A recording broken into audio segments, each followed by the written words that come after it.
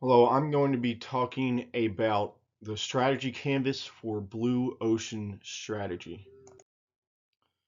A strategy canvas is a visual graph that measures a company's relative performance across different factors of competition in their industry. There's an example there to the left. I left the values out on purpose, and there'll be one with values at the very end of the slideshow. But for now, that's what a strategy canvas graph looks like. The line in a strategy canvas graph is called a value curve, and that line is based off of both the x-axis, which is a range of factors that companies in an industry compete over, and the y-axis is how much a company's offers buyers each value. Before talking about the strategy canvas, I want to talk a little bit about Blue Ocean Strategy, what the strategy canvas is based off of. Blue Ocean Strategy was coined by Chan Kim and Renee Malborn in 2005.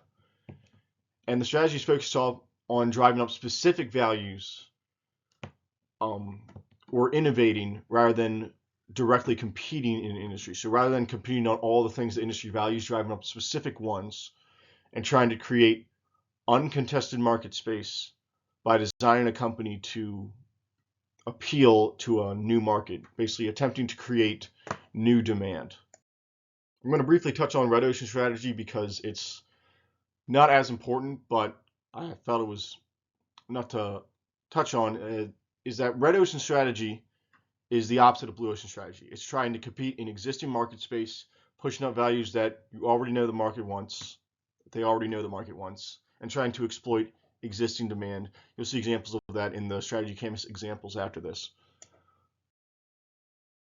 Okay, so on to the examples of a strategy canvas. So this first example of a strategy canvas includes two value curves, one for an individual company called Company One, and an orange line for multiple companies in the industry. And I'm keeping the names of the values out on purpose so nobody associates them with any particular, associates a strategy canvas with any particular company, but there will be one with values at the end. But as you can see here, it's two lines plotted across the list of values, and the lines are plotted high or low based off of how much they offer the value. So here, Company One is doing Blue Ocean Strategy because Company One emphasizes value 2 a lot more than companies in the industry, while not emphasizing values 1, 3, and 4 as much. Now, in the next strategy canvas example, it's the same two lines, but a strategy canvas can actually be expanded to include new values that one company does value, but other companies don't value at all, making Company One's line extend past the line of the other companies in the industry. And that's another way that Blue Ocean Strategy can happen, is that you have a separate value that other companies have not done yet, and that's shown on the strategy canvas by expanding it to a separate value that's not valued by the other companies in the industry yet. In this next example, I wanted to show what I'm calling Company 2, and this is a company who's doing, an individual company who's doing Red Ocean Strategy. The Company 2 is represented by the green line. And you can see that all of their points are very close to the orange line, which would be the most of the companies in the industry. They're doing very close to what is popular in the market, which would be Red Ocean Strategy. I'm going to finish off with with an example of a graph that does have values on it.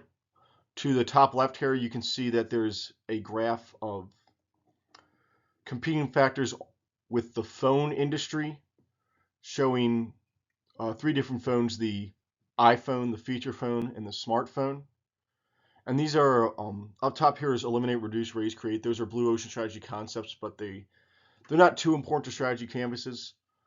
But as you can see, the iPhone has a customization feature that expands past the values of the feature phone and smartphone. And there's lots of things.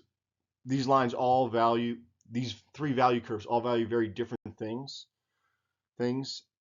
And so you can say that each of these phones have a kind of Blue Ocean Strategy because they all value different things.